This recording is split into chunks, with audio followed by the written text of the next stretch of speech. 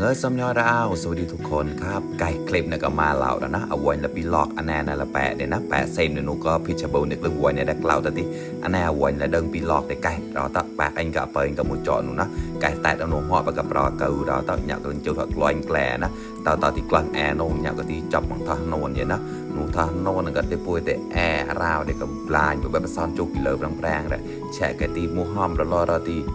มันงอกได้กลายมันเนาะไอ้จากอะไรแต่แอร์ชิดแอร์ปักแปลกตัวกว่าแต่แอร์เอาอีกนะไอ้เหงาแต่แรกลองที่เจสฮอมมัวสะพายไหวเราต้องกอกเลยกอกบอสซอมเหมือนกันนะจะมาแอร์ปีลอกบางทีจอบในหนาวติดตักปอมนะซ้ำนี่ฮอดตรงนะจะมามีใช่ไหมเอาหัวนะมัวเมี่ยงมันลอกกันแล้วกายนะแต่ตักปอมก็ไปนะต้อมาเกลียงแอร์กายตักต่อยแต่พวกชักแอร์นงนะไอ้เหงาก็ที่แอร์เพยอยากลองแอร์ปีลอกแล้วเราต้องเยกลองในกะทิกะตะแร่ฮอดนะถูกกระจอกปะเตยแหละแฉกะทิแต่แปะตัวอันตรายเด็กลายอย่างนี้นะไอ้เหงาแรกลองก็ห้อมไปหัวตาเป็นอย่างแกเจี๊ยบแปงหมู่ใหม่เราแต่เยกลึงเปิลกับหมู่จอนะกายแปงไอ้เกิดหมู่ช่องขนาดไอ้จอบขนาดก็จืดนะไหนก็จืดที่ตาป่วยปอมสะพายไหวได้เจี๊ยบไหวเราแต่เยกจุดชมวิวนะเซมหอมที่ชูเคนในบอสซอมากระไรในหนาวจอบหน้าติดต่อนะต่อหน้าโมแล้วก็ในหน้าต่อกวยนะต่อมันกลองได้ดีบางทีไอ้จอบในหนาวติดต่อสำเนียงฮอดนั่นเลยพังได้จมูกมาแต่จืดตาป่วยปอมแล้วต่อมาแกเล่นชักแอบแล้วนะไอ้ปอมยังกันแย่แล้วแปะได้เลยมวยสะฮอโมแล้วกลึงวอยเนี่ยหนาวที่มวยกี่แอในหนาวก็ดีนะ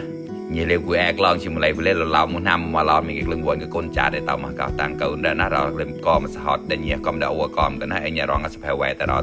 tao mà đi lưng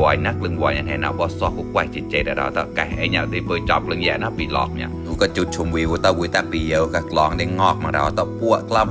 chút ngọt mà tao nó 399 โคม xem cột chỉ nó cái anh nhà thì pua chu resort này cái chữ cái nó homestay đấy resort lớp xiên mà nó anh nhà có tí lấy bạc cái đó resort nào có tí mong đi tàuมาสะพายไหวนะไหนน่าก็จะหมดเดิงดิ้งโม่นะต่อมาหมดผมตะกวานกันนะจืดดีเจ้านี่ดีปลอดแต่น้องแชร์กตีดิซึ่งจัวสุรเซลนะแชร์กตีได้ตาได้ไหนมองอันเอากระกอกแต่ผมได้ตามาผมมานะไอ้เนี่ยจอบเหยียดให้รีสอร์ทไปมองกันนะไก่เจาะทานเจาะโพตาต่ออดเตียไกลหวยหมดจืดน้องนะอยากก็ชอยกาแฟนะจะแบบนี้กลางติดกลึงตักปอมน้องติดกลึงร้านเซิร์นนะชอยน่าก็ติดเปล่ามันนะเชยชิกลายมาเรากลึงวัวติดแต่แตกกันเอาอดเราถ้าบอสซอแค่กาแฟได้ทิ้งเอาดึกแดงมันนะตบก็ได้เดินเดี๋ยวได้หมกไฟแต่ราโปโจไปจะเก่าแล้วนะเซิร์นคอเลยคอมันนะไก่ไอ้เนี่ยต่อเหตุจากละไหนแต่โฮมได้เอาตีเนี่ยแต่กลึงวัวมาต่อเปล่าเราถ้าเปล่าอะไรเจ๊กเปรี้ยไพรนะอันนั้นเอาที่จุดซ้อนมาเน็ตมาต่อที่เปล่าเกิดจุดซ้อนมาเน็ตมาต่อที่เปล่าเกิดนะเปล่าได้ติดจีตักปอมเดี๋ยวเปล่าแมงก็เปล่าได้ปอมไม่หายไปมองในจะเอาที่ดิกุยแตกละปอมไอ้ตามมาเก่านะไอ้เนี่ยร้องแกจะสบายไหวนะเราต้องมองบอสซอนะจะแบบนี้กลางที่ห้อมคอมฮอตนะในกี่ห้อมไพรกับโม่มันนะไหนหน้าก็ที่เกี่ยวเปิดปูกี่แตะมันจะต้อยเป็นเอาเสียงมันนะกลึงจืดตอมกลึงรับบรรยากาศนะบอสซอจืดพอที่จ่าปลอนชาราที่หัวมันใหญ่นะในที่ไหนมันได้ทอดโน่นนะแหละนะเดินก็มารอได้แช่กะทิเตะกลางในที่หัวมันใหญ่หัวก็เลยหัวไปเลยแช่กะทิเตะตอนเตอที่ตามมาไอ้ผมเก่านะไอ้เนี่ยที่ควายเกรย์นะแอร์กระดานนี่ก็ละได้มุมยี่แบคนกาแฟยี่แบแอร์เก่าได้ยี่เลยมวยสครับโม่นะก็เลยยี่มวยจะก็เลยมวยจอดกันได้ไหนก็อันไหนยี่มวยที่นะแต่แอร์ก็มาจุดโม่หอมเราแต่เลี้ยงจากน้ำปลาเก่ากลายใหญ่ๆนะเนี่ยแต่เลี้ยงแมงเรามาจุดปลาในเต้ามาแกเลี้ยงแอร์ปลาเหยาที่แมงมันเอามาจุดเลยกายเปล่าได้ที่โม่หอมยี่แบคนกาแฟชามาก็อะไรให้เหยาเกลืออย่างนะไอ้เมียหมดนะก็ที่ก็ร้านเลยก็ก็หูดามที่ก็เราเลยก็นะก็เราที่ได้ตักก็ปอมมาโน่ไอ้ผมจะเก่านะเนี่ยเจ้าบ้านเน่าที่ติดซึ่งจัวหมดเน่าก็เลยต่อมาเมสัญลักษณ์ในเน่าก็ที่ต่อมาหมดเดินโม่ก็ที่ควานเน่าก็ที่ต่อผมเก่านะเช่นเปล่าที่เป็นเราอังกฤษนะ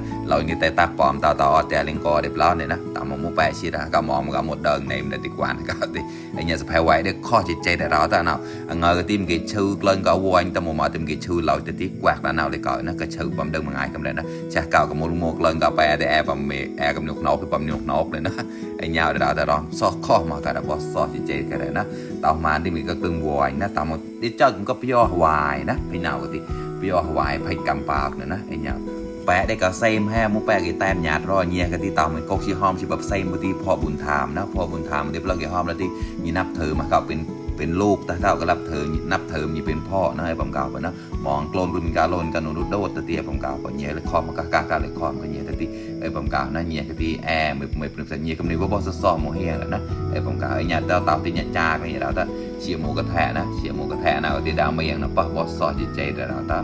อย่าเกลิ่นกับเก่าเราเกลิ่นกับวัวที่หมวยสะฮอหงออะไรเนี่ยก็ที่เกลิ่นกับหยกนกที่หมวยหมูปอมก็เลยไอ้ผมเก่าไปนะไอ้เนี่ยเชียร์ซ้อนหมูกระแทะเราแต่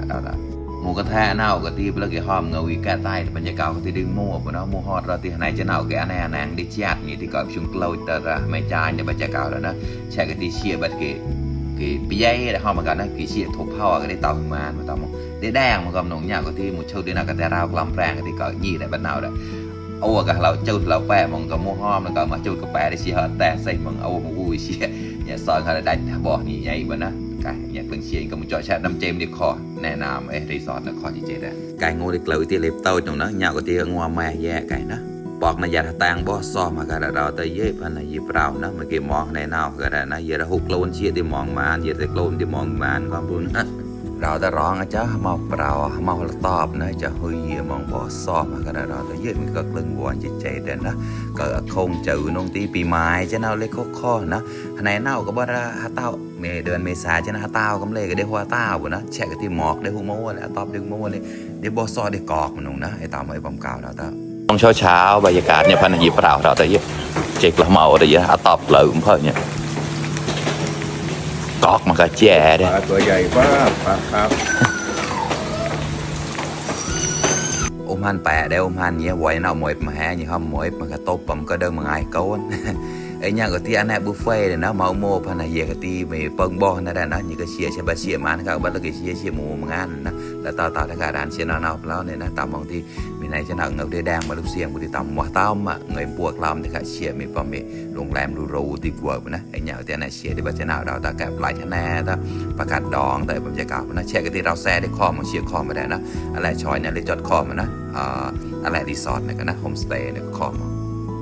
กายเชียต่อยที่ปวยกิทานจะปวยจานนะชิดเอาแล้วนะปะเมกอเดส่งหาแรงส่งหาเต่าออดแล้วนะอย่าที่ตอนแก่ที่ปวยตอนรวยนะเต่าแต่นะเต่าแต่ใหญ่เปล่านะอย่าตอนเรื่องจอบตาเนี่ยเราอย่าตีหยาดกวานนะห่อได้จะหยาดมามัวเราแต่เราบอสอตอบได้ก็เลิกมันก็กอกมาว่นะมองนะที่ชุ่มฉ่ำมันก็ได้เซมหอมเลยนะบอสอมันก็ได้นะอย่าไปตอนแรตาเนี่ยก็เจอกับย่อใหม่อย่างนะเจอกลับเจอกันแชร์กันแต่โอ้กุยแตกครับผู้เอกาคนนั้นตามบางทีชอบมีตัวแตกมันก็แปลแต่โอ้ก็กุยแตกครับแต่ที่เนี่ยตอนนั้นไหนมันได้แชร์โอ้ก็โอ้บะตอนนั้นนะเนี่ยโอ้แบกกันในหนาวเตาละ